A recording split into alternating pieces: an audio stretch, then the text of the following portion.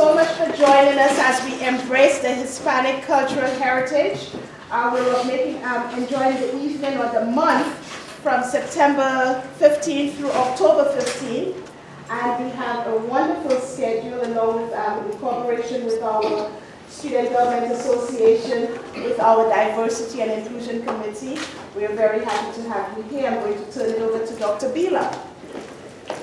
Well, hi everyone. I'm glad I made it back. I've been in Marshall County all day and doing the Marshall County tour, and I looked at the watch and said, man, I don't know if I'm going to make it, but don't quote me on that. And so we made it back. But yeah, I just want to welcome you to this event. As you know, diversity and inclusion are very important here at JSU. We are a welcoming community, and we welcome people of all races, color, creed, gender, sexual orientation, religion, etc. And we have a series of events where we are always trying to make sure we understand others and their culture, their heritage, their race, their gender, etc. So this is just part of that series, and I've been very pleased with the series we've had so far. And we're going to continue the series as we move through time. But this is a very, very important series so that we can understand the Hispanic culture. And, you know, it's interesting that I coincidentally was in Marshall County today, and Marshall County has a very substantial Hispanic population. I don't know if you know that or not, but we spent this morning in Albertville High School, and Albertville High School is 40% Hispanic.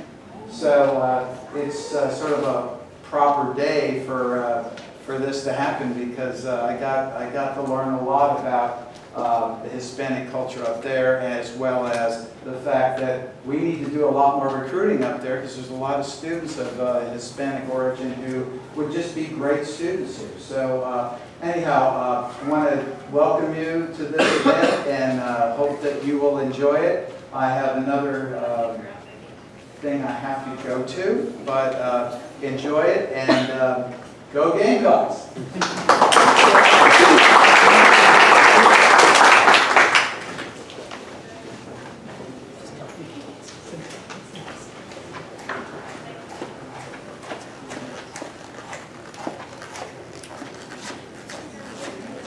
Good afternoon, everyone. Welcome. I'm just going to sort of do a little introduction before our panel here today. So hello, thank you for having me. I wanted to discuss the importance of having events like these at JSU, and thankful that we're having this event, and that JSU has created a committee to create events during the Hispanic Heritage Month. Can you hear me? No, I could. And it's of great significance that we recognize our students and faculty that are Latino and Latin American, our diversity at JSU, and all the contributions that they make here on campus. Growing up as a first-generation Latino student in the United States, my mother is Puerto Rican, my father was Cuban, and I always felt very proud of my cultural heritage and where my family came from. I was very passionate about learning more, and it was difficult at first to find courses on Latin America, and even more difficult to find courses that address Latinos in the United States. I wanted to learn more about all of our family traditions, history, salsa dancing. Even though I never became a great salsa dancer, language was a key connection to my culture and to my heritage. And it remains so today, and I try to pass this along to my students. One event that had a special impact on me was a graduation ceremony in addition to my regular graduation ceremony for my bachelor's degree that was for Latino students at the university. We were given a special ceremony with a cord, typical indigenous patterns of Mexico, adorning our necks. I was not of Mexican heritage, but looking back on that ceremony, so many years ago, I recall how special it was to me. And I can affirm now that it was the realization at that moment during that ceremony that I was not the only one on campus. As graduates, even though I knew there were many of us, I was still a minority. I never experienced being in an auditorium with so many other young, supportive Latino students like myself. There were so many of us on campus, and we were all proud of our heritage, proud of where we came from and where our family came from, and recognized that even though we were in some ways different, having family from Mexico, Puerto Rico, Guatemala, as college graduates, we had a lot to offer our campus and our community.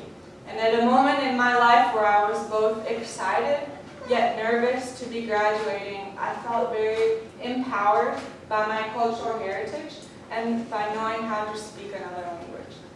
Over the years teaching, I have had many students that are heritage speakers, and it makes me very proud to see them pursuing a bachelor's degree in a variety of disciplines.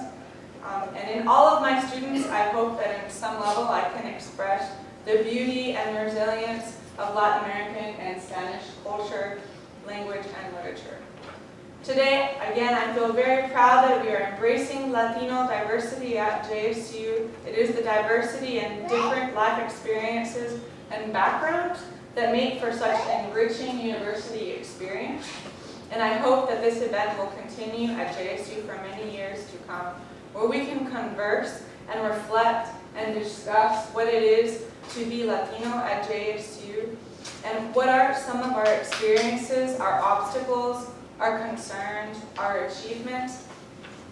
I hope we can embrace our diversity and on campus and recognize our contributions. And it is through dialogue and events like these that we can grow as a university and as a community.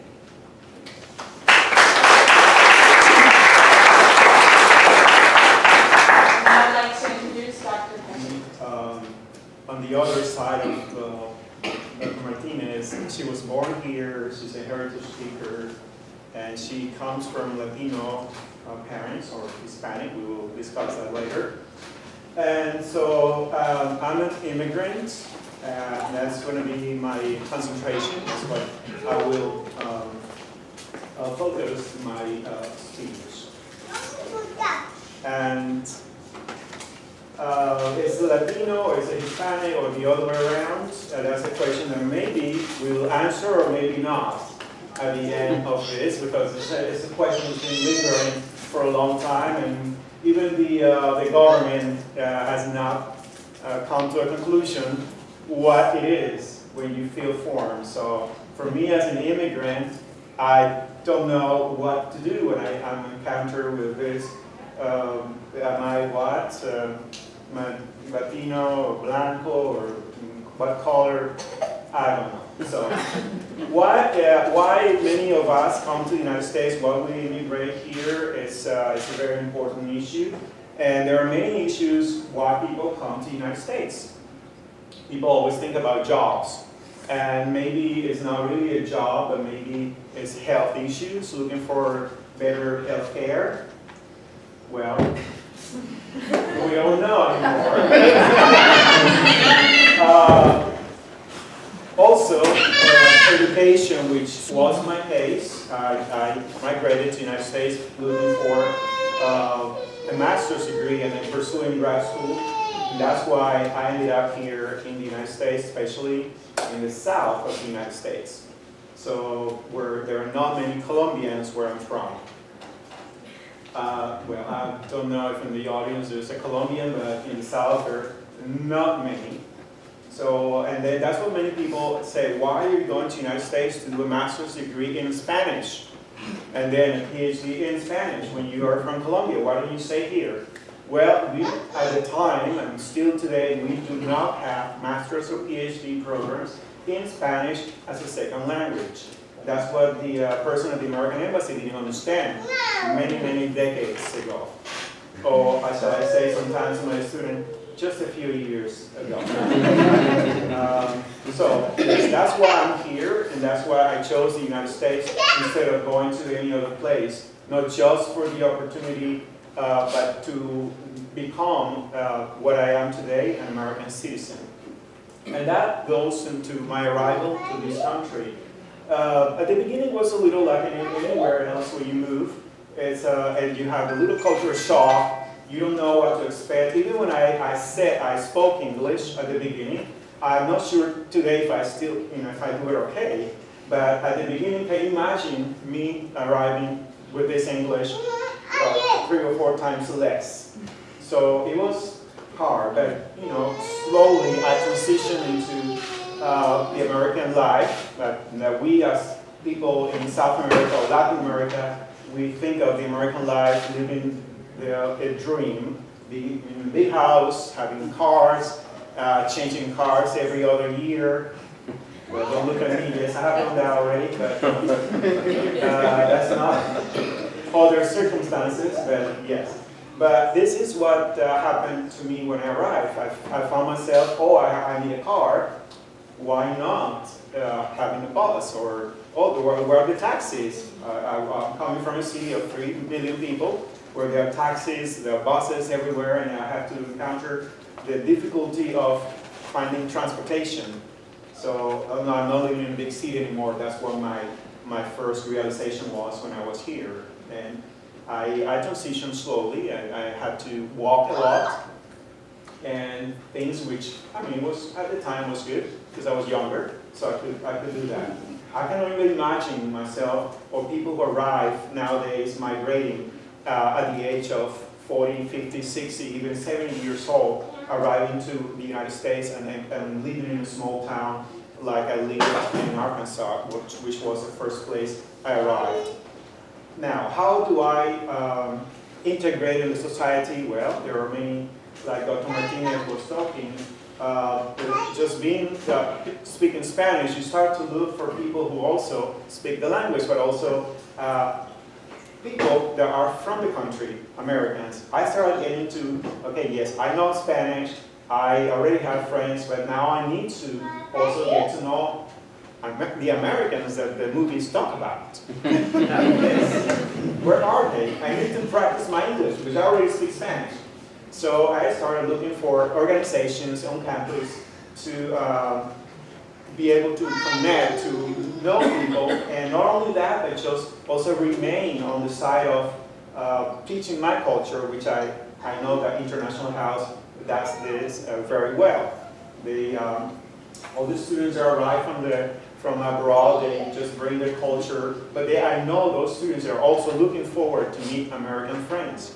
So that is what I did. I just started spreading the culture and trying to change the idea of a migrant from Colombia, which at the time, that was in the 90s, it was on the peak of the cartels and all the drugs, and I was really determined to change the culture that everything was bad about Colombia. So, well, I started giving lectures, in small lectures on campus, and I was invited to high schools to teach high schoolers about my country, and just teaching them that just Colombia was not Latin America, because Latin America in general we think about America as Spanish.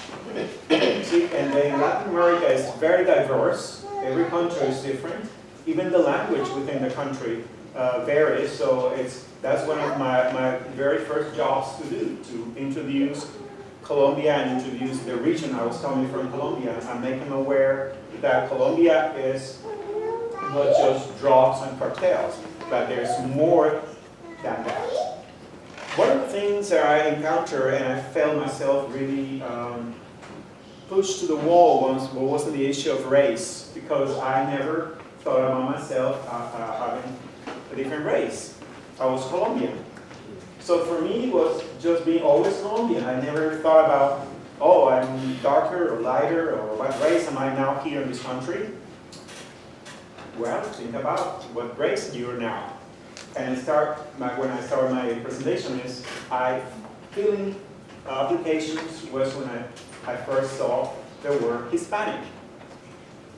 And I told myself, what is that? I'm not from Spain. I'm Colombian. Why is not? Well, I know Colombia is not going to be here, but why do we have Hispanics or Latinos in this application? So for me, it was a big shock just to realize I was put into an umbrella of all races, not origin, but races. Because I'm gonna mention briefly what I think or consider the difference between race and origin.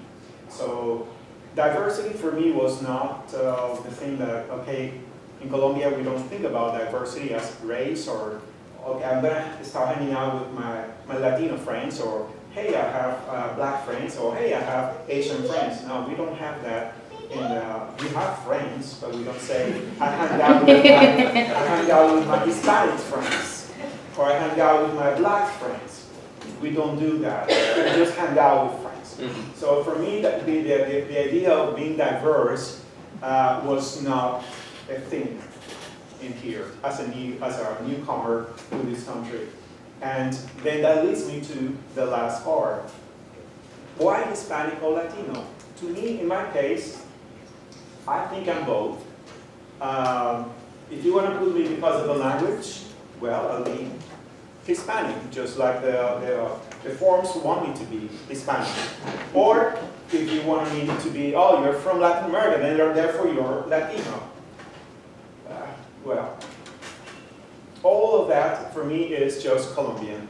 I can succumb to the idea of you are this or you're that, but you know the core is where you really come from and what you're bringing to this society and what you're contributing to this country and what is a heritage that I will keep for the rest of my life and I will pass to friends and family. That is, to me, what is important. It's not just a question of being this or that.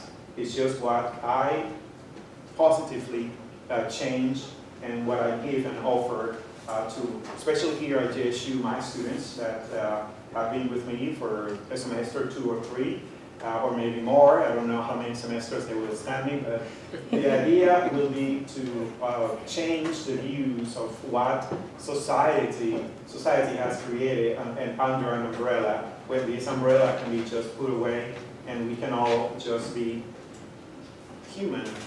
And I will tell you, I will before I move to the next page, I will tell you a little anecdote that I had at the hospital. I was getting an endoscope, and then the nurse said, fill these applications like you all do.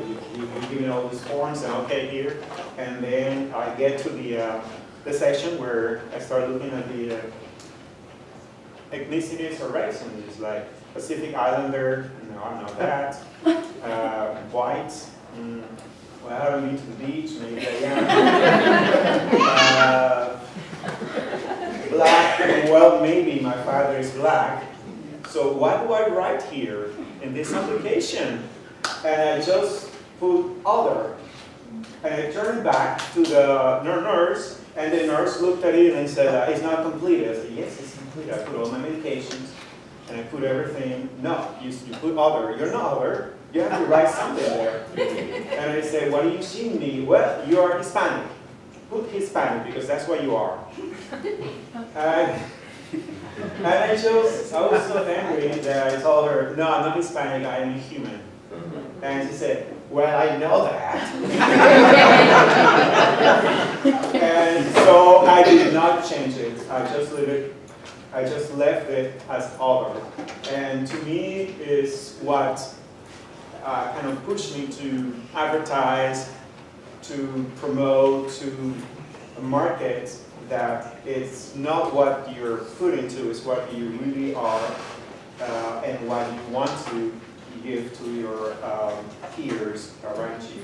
So now, this is the end of the race and origin, where I was looking into different things and different percentages on what is the percentage of people migrating in the population, the world population. And I found there is 5% of people in this very moment migrating.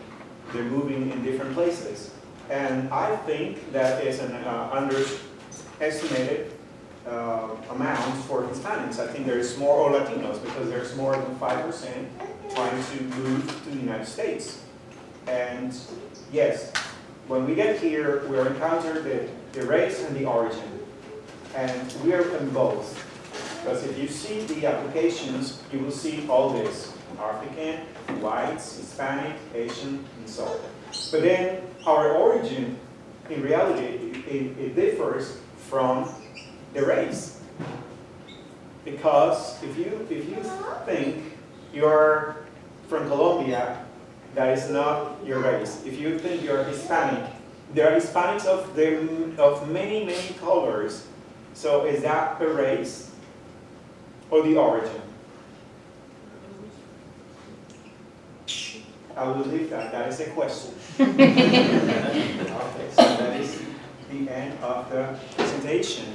And we're going to now get questions. If you have any questions to ask, as Dr. Martinez or myself, we can go through and just feel like this is a big family. And just we're sitting in a living room, very comfortable, talking to your grandmother about issues. So I'll be the grandfather, and Dr. Martinez will be my cousin. She is much younger. All right, any questions for us as our different spectrums of this? She has a heritage speaker coming from parents, Cuban and Puerto Rican, and myself as a immigrant. Anybody would like to ask or have any concerns or questions?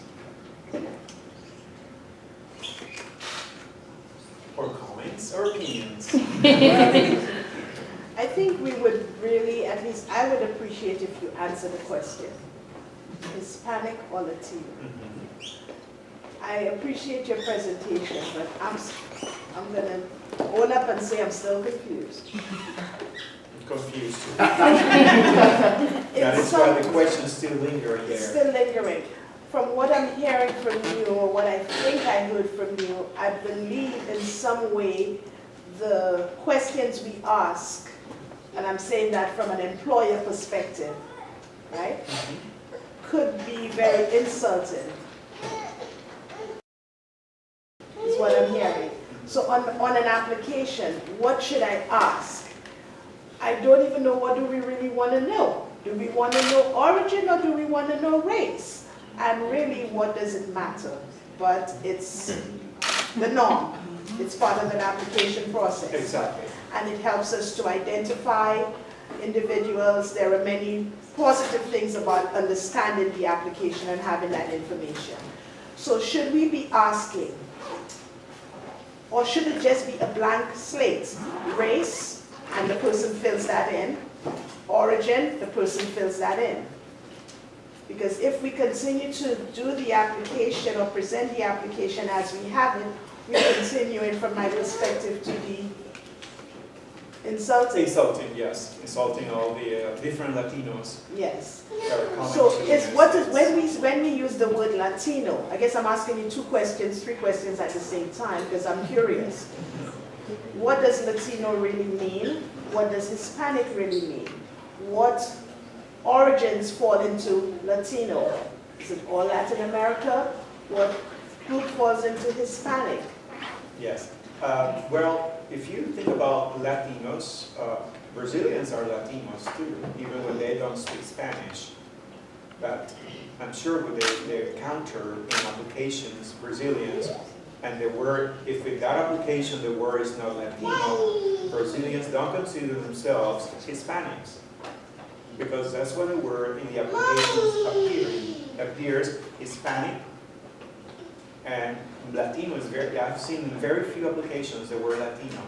So if the Brazilians are trying to put into or fall into this umbrella, they would not consider themselves Hispanics, but they are not. They don't speak Spanish, because that's what many people think of. Being Hispanic is including Spain, that speaks the language.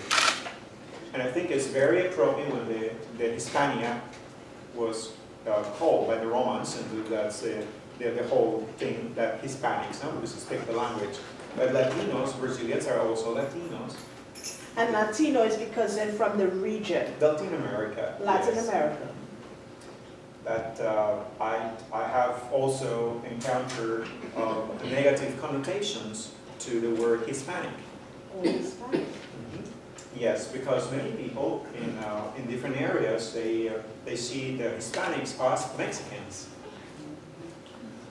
And so when you think, when you hear about all those Hispanics in Walmart, and then you think, well, there were people from Guatemala and Honduras, and I was there too.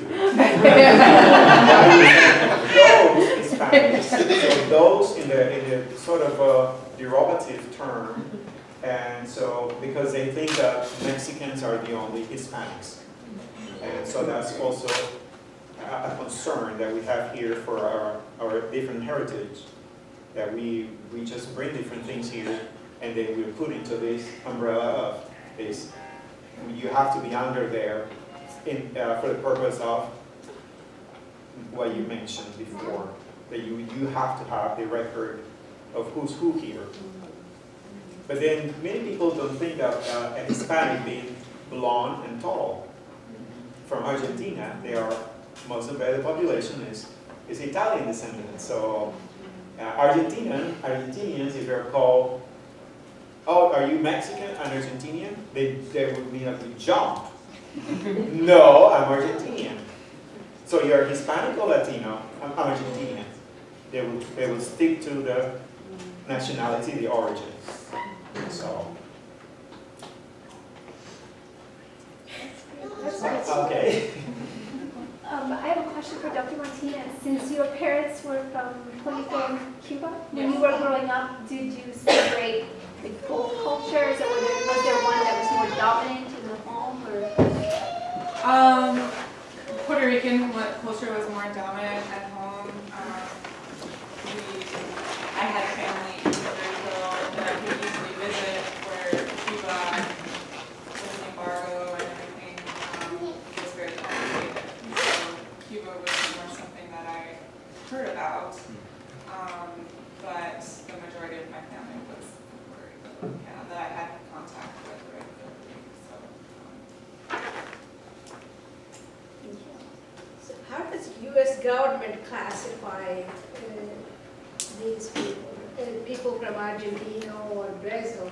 I learned when I was in the search committee a while ago, a few years ago, there was a candidate. He's from North Africa, and he looks more like, he's darker skinned, in a lighter sense, and he doesn't look black or white. And but if you look at him, you would classify more like an African American, and he's classified as white, understood. So people are from North Africa are classified as white. Although he has curly hair, medium dark skin, and he looks very much like an African American with a lighter skin, but he's classified as a white. So I don't know, maybe Argentinians are classified as white? The thing nowadays, because I've seen in forms the classification of white Hispanics, and that is something new to me. That now there is an extra layer of classification. It's not just the Hispanic, but they're now being specific. So you're white Hispanic, meaning probably from Argentina, and so this is one of the reasons why we have to have these panels, these discussions, because sometimes there are so many questions and answers to that. Just a comment. The Census Bureau now does allow, since 2010 anyway, allows people to classify themselves and how they want to. Prior to that, it was these pick this box, pick this box, or whatever. But now they allow people to identify multiple races or to just kind of identify however they want to identify themselves. So that's kind of a step, hopefully, in the right direction, rather than forcing people into these very specific boxes. But I would think that would create confusion. Yes, because my mother is a white Latina, white Colombian, and my father is black Colombian. So if I want to say I am white, then I'm just, if I think myself as a white, then I'm just going to put white, and then look at me and say, no, you're not white. So And that highlights the difference between how society perceives you versus how you individually identify. Exactly, yes. That a lot of times it doesn't match. It doesn't match up. So that creates a little bit of confusion to people who are looking at you one way and not thinking your heritage, what comes behind that face or their appearance. It's kind of a comment, but maybe also a question. I like how you talked about it, and this was maybe when you were in Colombia, and you had friends. Yes. Maybe you didn't identify your friends as a different race or ethnicity, you just had friends, and that could have been in your younger years. Very young. Yeah, and which is probably very common for everyone. You have friends, you don't start to identify until you're told you have to start identifying, and that could be with some of the forms, or it could just be the societal norms. But I'm wondering, since you immigrated, you had that culture where you had friends and maybe you did not perceive anyone. I don't know what the demographic makeup of were you in Bogota? Barranquilla. Okay, so I don't know what the demographic makeup is there, but being in, and I don't know where you grew up in America, but did you identify as, hey, I have friends, or I have friends with different race or ethnicities? And I guess the reason I'm asking that is, does this country place more emphasis on race and ethnicity growing up versus maybe in Colombia? Yes. So did you happen to have the same I experience? grew up in New York City, so. Well, that's a different country, isn't it? It is. I mean, I was just there earlier this week, so I mean, it's super diverse. Still visiting, blowing me away.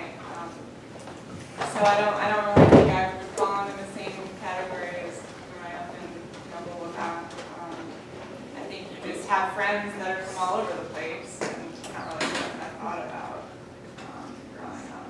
So it's also not very typical experience of the United States either. Okay. I think the delegate from El Salvador has something. Yeah, I would like to answer that. Here you're like divided by race. Yeah. But back home is social classes. We're divided by social classes. It doesn't depend like the color of your skin or because that is basically social classes. Well, back home in El Salvador is like that. That applies to all. It's across the board. Yes, Latin America is more like a social divide and class, but not race or ethnicity, because we are a mix of mostly everything. It's very possible to get in Colombia somebody that can say I am this or that, because the mix of races that happened with the, and we are all very integrated in the races. It's not like very separated, like probably happens here in the United States. But yes, your question is very, just like I said, I've never, growing up in Colombia, never looked at my friends and say, oh, you're lighter or darker, or you're this or that. It was just friends. And so I think maybe this is what this country is going to be, or the world is going to head to. The mixing of races. It's going to get to a point that we don't look at people by their skin color, but what they can offer to society. And maybe that's a future to the world. I hope so. All right, any other questions? Dr. Yeah. Martinez or myself?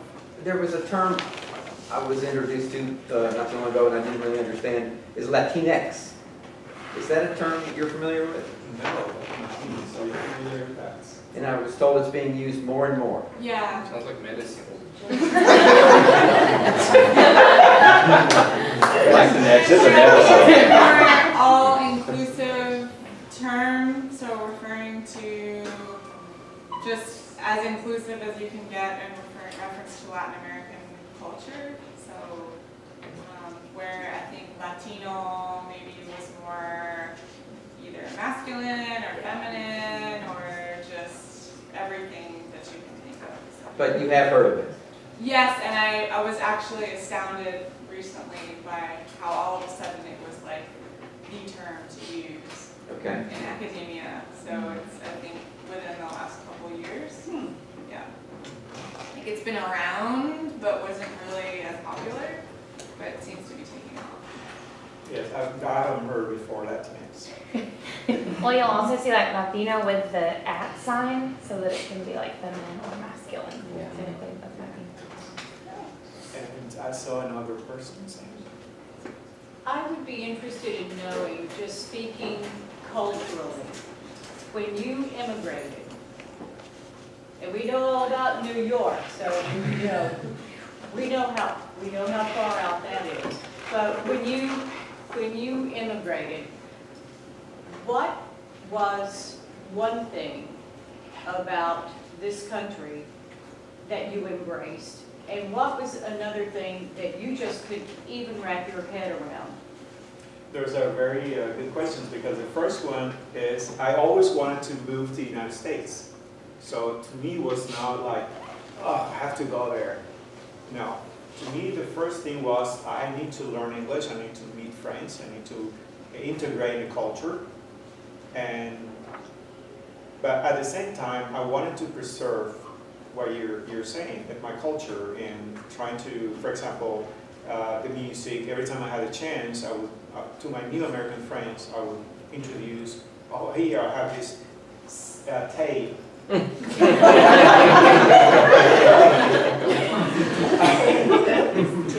I have this tape that I want you to hear. And so that. But also, one thing I felt like I wanted to make friends, but at the same time, those friends didn't want to get too close to me. So the separation that there is here, this space that we don't have in Latin America, we don't have my personal space. And I was taught when I was, the first time I was into an American culture class, that you have to keep a hand in between an American and yourself. And I said, why is that? Because of bad bread, bad things, what is it? Latinos, do we have bread, or why do this? No, because they don't want to be too close. And I noticed that, and I did not like it, because I felt like they were scared. I was talking, and I was getting close, and I didn't keep my hand like that. So they were, as I was talking, they were moving back. And that's when I realized it is true that they do not want their personal space to be invaded. So that was one of the things I did not feel comfortable of this new culture. The idea of proximity. That doesn't happen, I'm sure, in New York City, where you can have your space, because you are in trains, subways, and every kind of transportation. So, but then I'm sure that's not the norm. New York is a different place, not other places. But yes, I wanted to become part of the culture, but at the same time, that culture was also sort of like, don't get too close. You understand that's just that is the a culture culture. here, that was nothing against you. Exactly. Okay. No, I do understand that. Now, Okay. yeah, now, at the beginning, like you said, at the beginning I felt that. Nowadays, I am the other, because I am the one that don't get too close to me. Because that's what happens when you try to, you integrate, you become the other. And I'm now the other here, because I just don't want people being too close to me. Yeah, one of my students, particularly last semester, as she was talking, getting closer to me, I was doing this. And then she said, Dr. Pacheco, is my breath stinking? And I said, no, why are you moving when I talk? I said, no, it's just like you just, I feel like, she's from Haiti, so so I felt like, I felt like I'm American, the American that I encountered first. Yeah, like, go too close. So that's a cultural thing, and that's the idea of sharing this, because people don't know that's what you, at the beginning, you encounter. Any other questions? Because also we have a wonderful group of panelists, and they are eager to also share their experiences. And we have, let's see, We need a few more minutes. A few more minutes. Just, come on now, we have some more questions. Come on, I know you have a question, I'm gonna start asking. I got a follow-up. There you maybe, go. If that's all right. There you go. And this could be for the key persons on the panel too. You said, if I heard you right, you always wanted to come to this country. Why? And at what point, I mean, you were born and you said, I want to come to America. I'm in Colombia. The United States. The United States, yes. Yeah, the United States. It is, there is a difference. Yeah, I was thinking America there for a minute. You know? But so, at what point does that, and I guess the reason I'm asking is, I grew up and I'd never had any inclination, I want to move to Colombia. So why would you have that and I wouldn't? Well, you wouldn't because you probably hear about Colombia negative things. Well, have you read the press lately about America, the United States of America? Yes, but that's just those are fake news.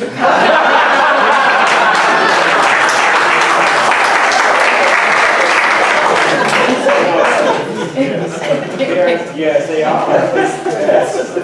No, well, I answer my question is, my background is languages, so to me, coming to the United States makes sense. If you're learning Spanish, maybe your background is Spanish, then you probably want to go to a place to learn from native speakers. So to me was that the idea, improve my English. I don't know if I achieved that,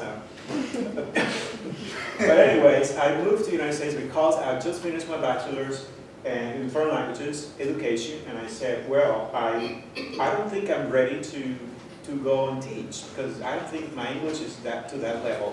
So I need to go to the United States, which is the closest, which is what we all in Latin America looked up to learn English. Okay. Not England, even when I went to England, but it was not my first choice. So the United States, to me, was a place where I knew I had the opportunity to improve my life as education and also to become fluent in English. So that's why I was always determined to move here. Not because Hollywood did well in the movies, so they showed me that this was the land of opportunity. It is the land of opportunity, even with the bad news, it is, still is, I think so. Thank you for saying that. I have a question for Dr. Martinez. Because I know that you have been to other places besides Alabama, and having come from New York, can you describe a little bit about the different regional cultural shocks that you've had to experience in different parts of the United States? I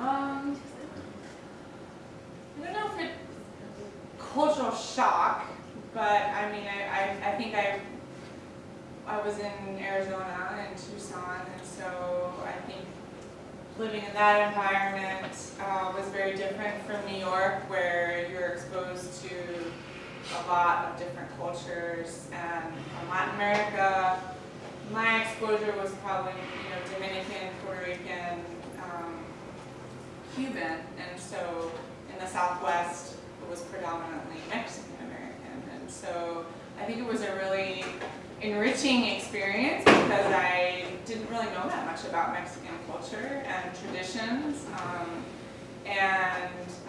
So I learned a lot. I met a lot of interesting people.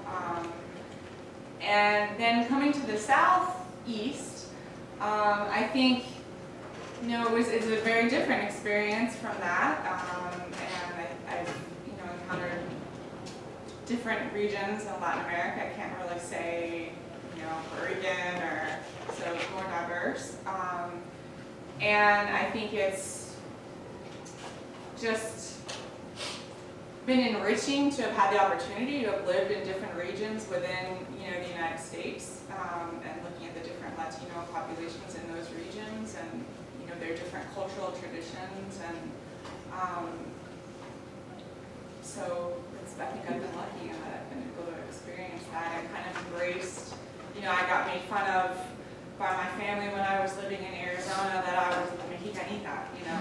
I lost my Puerto Rican culture, and so then that changes. So, but I've loved all of it. All the different regions have been really different experience. So, yeah. Thanks. Questions? I'm going to share something about continuing what Dr. Martinez said, enriching through culture. Because one of the things that I like about living in the United States is that you can meet in one place, JSU, you can meet people from different countries, which would never happen in living in Colombia. In my neighborhood, for example, I would not have the ability to meet people from within Latin America, having people from Mexico, Argentina, and different other places, which you will have the opportunity here in the United States. So that's one of the things that I really like about this country, that gives opportunity to many, many people to become part of the society and contribute, because that did not happen. If you have somebody in Colombia from the United States, it would be like 1 or 2 in a school. And you bring this person inside your house and you say, you always wanted to meet him, and because this is my gringo friend. Yes. And here, on the other hand, you have so many people from different countries that you would just say, oh, it's my big community. It's not just that one person that everybody wants to get to know. So yeah, to me it's like moving from, I was before living in Wisconsin, and the population of, at the time, was not as big of Latinos or Hispanics there.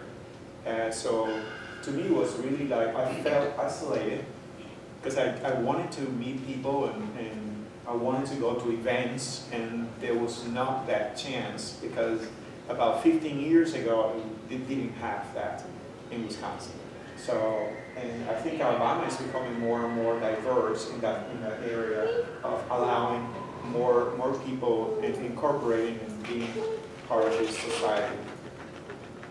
All right, I think it's probably the time, because many students probably have other issues or classes or events they want to attend. So if we start what we'll do now is take a short break. Getting back here. So I asked the panel, why did your parents or did you choose to come to the United States? So who would like to answer? Hi, I am Ronaldo White. I'm a graduate student. I'm from Panama, so I'm the closest to Colombia. So I immigrated here, and I didn't have much of a choice. I was 10 years old when I got here. But the reason that my family moved here is because we were extremely poor, and my parents felt that this was an opportunity to be able to raise us and have all their kids survive, because we had 2 that died from malnourishment in our home country. So we came here to have them alive. Anybody else like to answer? Yes. Hi everyone, my name is Fernando Bindan. I'm from Equatorial Guinea. It's located in Central Africa. My country is the only one that speaks Spanish in the entire Africa, because we were colonized by Spain and we just took our independence in 1968. And I moved here in the United States in December 2013 with my youngest brother, just for college. And why? Because we were told that this country is the best country in the world, and we were very excited to come here. And by the time I'll be done next year, I'm planning to go back home and do something with my major. Thank you. And what is your major? Political science. Political science. And could you tell me where you're from again? Equatorial Guinea in Central Africa. Hi, my name is Jose Mondragon. Parents are from Mexico, both of them. I was lucky enough to be born here in the United States of America. So I got to help my parents attain their papers. my father's still resident, so we're working hard on that. I really didn't have a choice. I was born here, but I'm glad I was. The best country in the world. No arguments here. Basically, my father came here in search of a better life, the American dream, which is probably why most all immigrants come here. I've been able to stay in school, pay for college, mostly because of him, but also because he showed me how hard it is in Mexico. He came working from a farm down there with my grandfather. It's really, it's not that fun, if I'm gonna say so myself. We don't want to do that again. So I've seen how difficult it is to make money down there. So basically a pair of shoes that my cousin really wanted, it'll take him about a month of work to get it down there where he lives at in Mexico. It'll take me a day to get a pair of shoes that he wanted, which was extremely saddening for me, but we try to help out as much as possible. Yeah. What is your major here? Spanish, and my minor's going to be in English. Hopefully I can teach high school later on.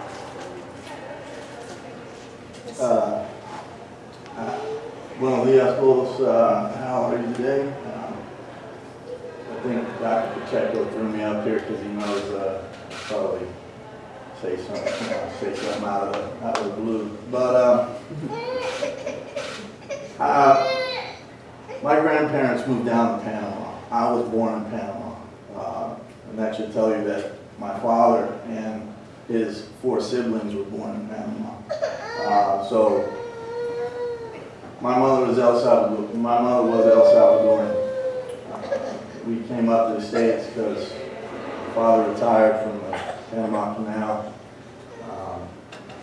Along the way, I have to skip around because I'm the one with the quiz here shortly. I lived in Tampa to begin with, then New York. I joined the service. I was in the Marine Corps, went around the country, met a lot of different nationalities. I'm not going to go into, modernism, postmodernism, but, it is what it is. I have, because I was half something, I was looked down on. Because I didn't have a lot of money, I was looked down on. It is what it is. But in the military, what I found out is we could all work together, and as long as we did what we had to do and dropped all of our agendas and went in one direction and followed what we were supposed to follow, we made a success. So, to me, that's what it's about, okay? No matter where we're from, we just follow rules and regulations, and we all band together and go in one direction. That's what it is for me. This country's been good to me, no matter who in Tampa said, when I went to Tampa Catholic, tiny Cuba, everybody else called it that, but, they looked at me like, oh, black people, And then when I moved up to New York with my cousin, the 4 kid on the block, because I moved in with my cousin because I lost my parents. It is what it is. But like I said, I had to fight for everything I had, and I kept moving. That's all it came down to. So that's all I see up here is we all do what we have to do, we help who we have to help, but we do it the right way. And we're going in one direction. So if we drop, whatever it is, and we look at each other's character, and we base it off of character and how we are as a people or a person, I think we'll go somewhere. But we have to be brave and willing enough to do it, no matter what it means for ourselves and how we have to look at ourselves in the mirror and say, well, I guess I got to improve myself. And I got to keep moving forward. I'm sorry to take over a little bit, but I have to go. Thank you. Tell us your name. Occupational health and safety. Buenas noches. Todos llegan a la casa. Thank you.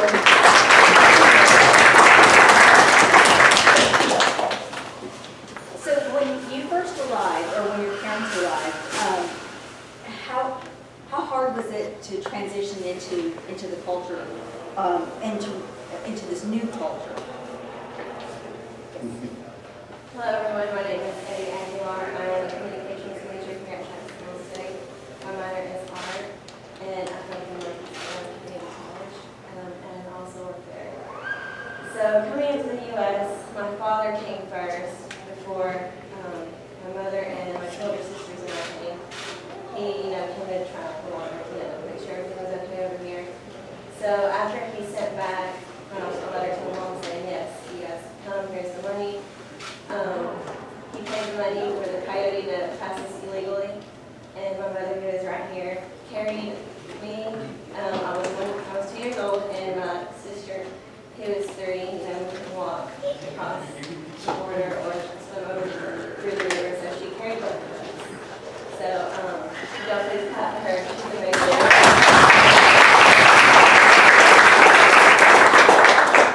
But we arrived at the U.S. and we came straight to Alabama because of my family here. And we slept in, I'm going to get emotional, no I'm not. We slept in a living room floor with friends for a whole year until my dad could gather enough money for us to buy our own home. So, well, not really, we were paying it off. So,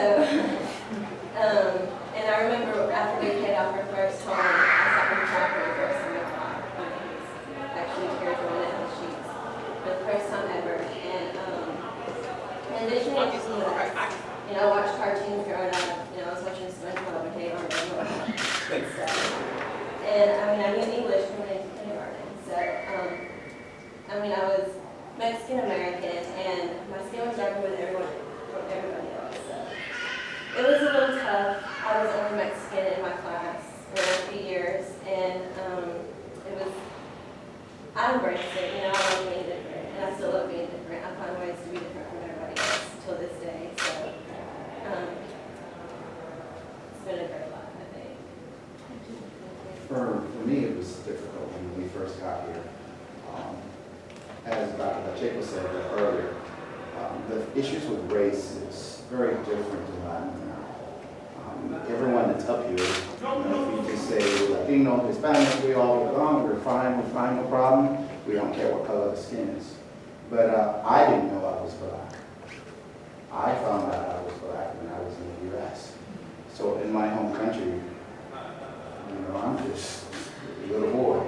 So I came to the United States, and then I had to deal with issues of color. But since I didn't speak English, I didn't speak a word of English, everyone assumed I was Haitian.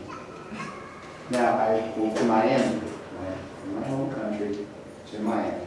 And in Miami, I go home, and I'm like, okay, what's a Haitian? And my dad says, this is a person that comes from Haiti.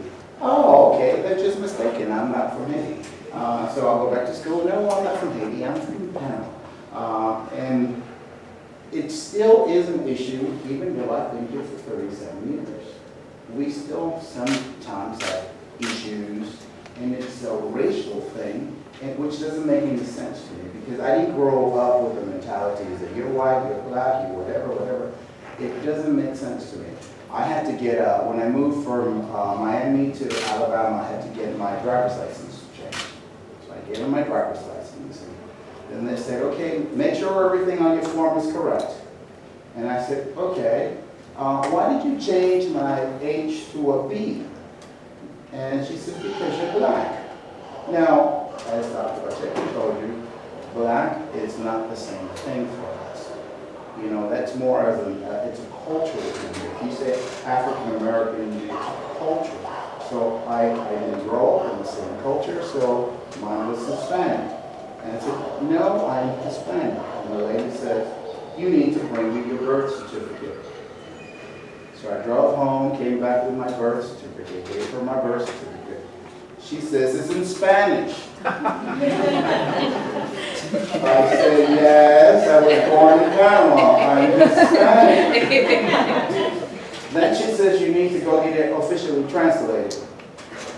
So I had to go to Birmingham to get it officially translated, to come back, to change it back to an H. And she says, well, I don't see what's the problem. I said, you know, it's not a problem except that this is a legal document, and this legal document has to be the same as my previous legal documents. So because my previous legal documents say Hispanic, this one has to say Hispanic.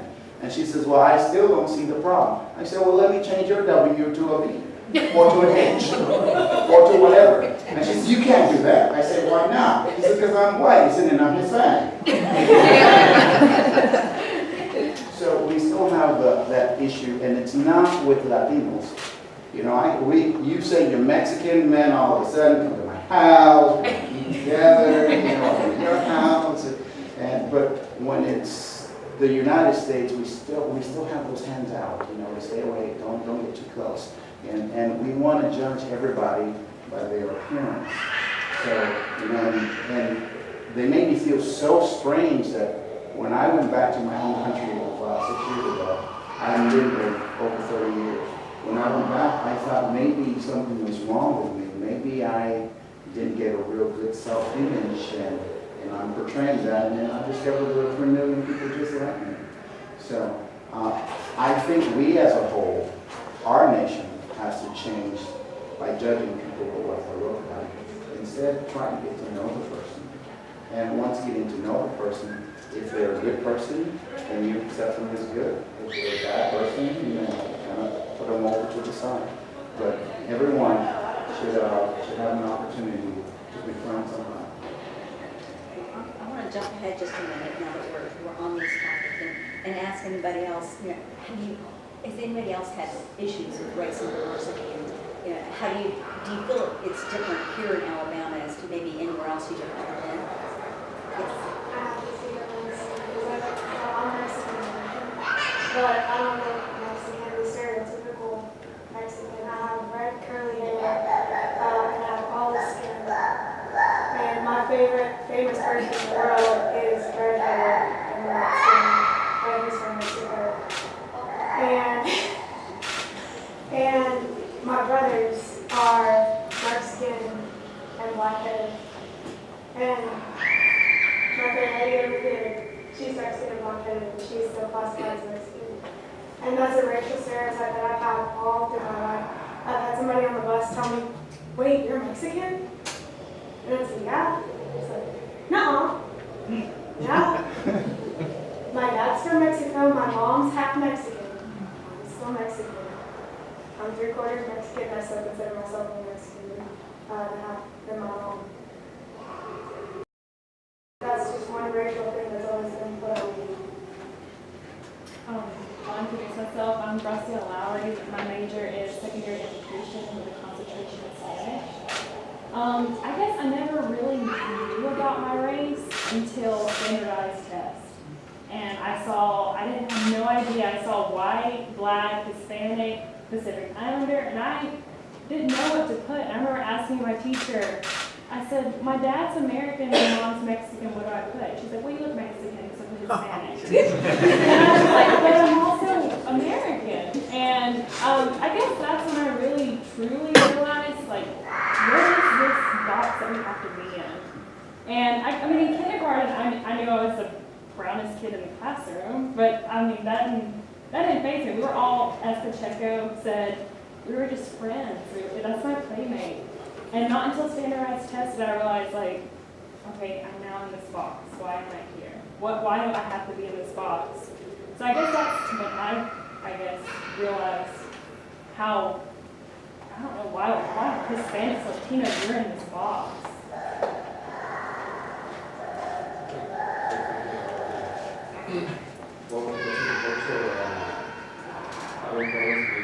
Race and diversity? Well, my name is Sebastian. I guess on paper I'm Hispanic, but I'm truly Guatemalan. And that's something that I want to add when Pacheco was talking, like, when you go to other countries and you have foreigners coming to your country, you ask them where you're from, and they will tell you, oh, I'm from Germany, I'm German. They don't say I'm European, I'm African, or, you know, Latin. Like, so I guess that checkbox should be kind of like, are you Guatemalan, are you Mexican, or Panamanian, or like, because that's the thing, like, they always think like, hey, I'm from Guatemala, oh, which part of Mexico is from, you know, it's like, sometimes they will tell me like, you're a really tall Mexican, and I'm like, I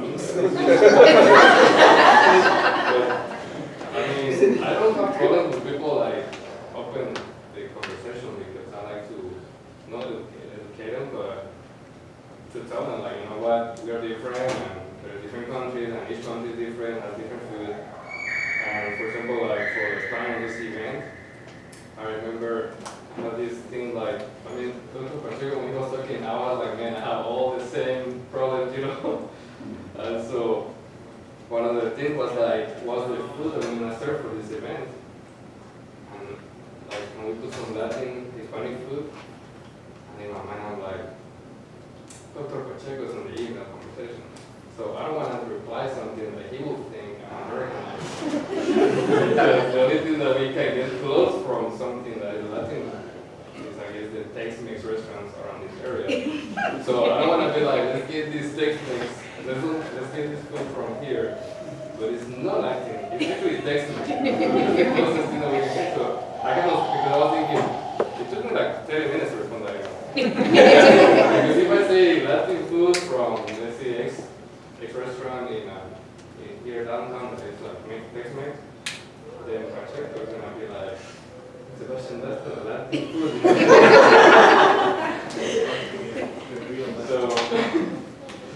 So I guess that's not a problem, but like it's so different. I mean, that's I guess everybody does in this room. They can go to their homes and friends and tell them like, you know what, every place, like whenever you gotta be careful with the Hispanics and Latins that are here because they have their own identity, and it's like whenever you are there, you know, just be cautious that you might hurt someone's feelings because you're not asking the right questions, and don't think like everyone is the same because we're really different. And like, if you ask me where I'm from, you know, we always say from Guatemala. I will show you pictures of my country, I will tell you everything that we eat, and I will have no problem. But of course, I think I have one of the race whenever I went to Talatega.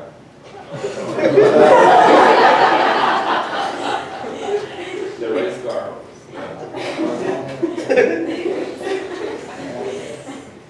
Anybody else? Well, let's just piggyback off of that. In what way do you consider yourself? Do you think of yourself as Hispanic or Latino, or is there another term that would do you just identify with your country of origin? So which way do you identify most with? Because I know that it's difficult in the United States because we are, and by the way, just so you know, even though I don't look like it, I'm Spaniard. And I would get that all the time too. Oh, no, you're not. Or I would get, are you Italian? So yes, I understand where that is, and it's really hard when you're limited with the number of check boxes. So how do you most identify? What do you most identify with? Yeah, let me go first. Hello, thanks for being here. I'm Adriana Michaels. My major is industrial engineering, and I got a master's degree in European business. So, well, the question is a little bit difficult to me because Hispanic and Latino is almost the same for me, and I think that I could call both. But personally, I feel more comfortable if people call me like a Latina, because first, we belong to Latin American country, and that's why we are now like Latinos. And the second is because after living in the United States for 2 years, I've seen that Hispanic this word has been associated more with the language, not like the culture. And when we talk about Hispanic and Latino, we're talking about ethnicity. No, it's not about race. So I think my culture is try to keep more like the custom that we have in South America or in the Central, in the central countries. Yeah, that's what I think. Hi everybody, my name is Andres Amores. I am from Ecuador as well. I graduated from JSU in 2011 and now I'm back here to coach tennis. So I'm very familiar with the area, and I actually share a very similar opinion that Adriana does. I am from Ecuador. I consider myself Latin because we are in Latin America, but at the same time I'm also Hispanic. For me personally, I would say coming from a different country into the United States, for whether it's the American dream or an education, or to pursue a certain degree, or to expand your views on how to get better as a person or an athlete or just a better professional, whatever subject you have. We as Latinos or Hispanics, I think we need to have a bigger, more accepting way of thinking towards whether we are in a box or not. I think everywhere that we go, people are going to categorize us, but we know who we are, and I think that we should be, in a way, not necessarily accepting that, but know that we are true to our culture and true to our families, and so for me it's very similar to Adriana. When I look at the boxes, whereas Hispanic, okay, Hispanic, Latino, but I truly know what I am, and that's at the end of the day what really matters. Anybody else want to address how they identify those? This is a really tough question because, I mean, like I said, I grew up here in the U.S., I said the Pledge of Allegiance, I learned all the presidents, all the states. I'm very patriotic, actually. But also, I embrace the Mexican culture, and my mom is actually a choreographer for folklore dancing. So, I mean, growing up, I was in her dances, and I love doing that, and I love the food, obviously. And, I mean, I work at a Mexican restaurant also, my godfather's restaurant. And, I mean, I'm just like, I love both cultures. I love American culture, I love Mexican culture. So, whenever it comes to that question, who am I? I'm Eddie. I love art, I love rock and roll. Like, my skin color, that doesn't have anything to do with who I am, who I can be, so. I think it's limited to whatever the box is. Right, whatever the box is. Basically, on paper, I mean, on paper is like different color, different flag. Because Hispanic does not exist outside of the United States. So here is an issue. In our home country, we're all Latinos.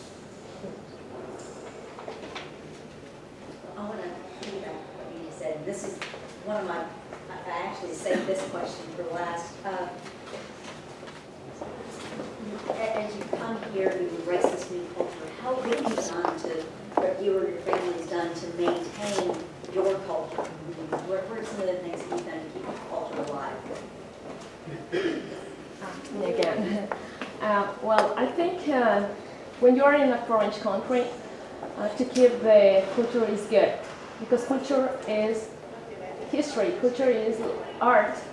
In other words, culture is identity, which is very important because it lets you grow and develop in different dimensions in the society.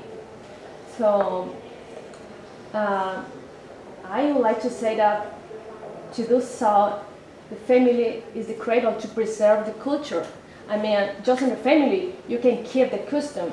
You can talk about how do you feel in this huge country. How do you feel when you have to face like a racing situation? How do you feel when the thing is not going well? So the identity makes you different.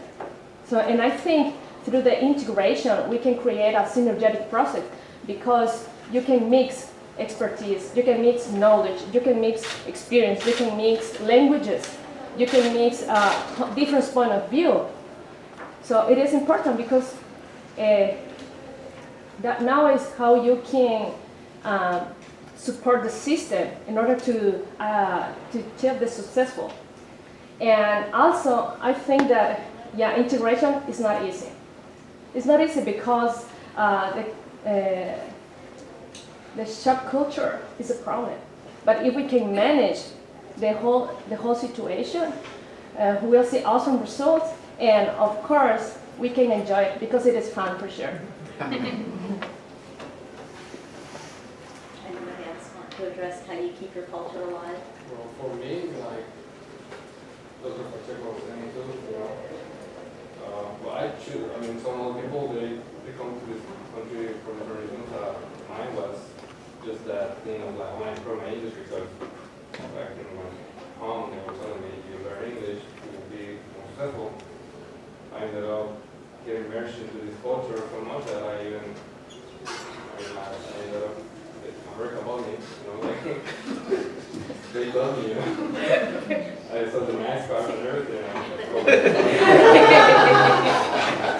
want to be so proud. But, of course, you see, I still get my culture inside, even though there's so many things that they're like, man, I just want to give up and just become somebody else, but I would say that I give up on different things, like I will take the positive things and the bad things leave them away. There's a misconception that Latin Americans are late. Well, I always try to be punctual so that people don't, you know, hurt me on my brand or my identity. Or like, you know, try to follow the rules and make the rules and be a good, you know, citizen. Because there's always like people talking, you know, there's always people talking bad about stuff. So I always try to avoid and do better, you know, do better grades, you know, to become a better person every day. So people will say, oh my God, you know, these are good people. You know, we are, you know. But I try to go the extra mile just to like make the impression. So that's the thing I would say about the culture. Of course, I mean, like me, that I tried, like I started moving here, you got kind of like immerse and learn the language and also make friends. Like you could say something funny.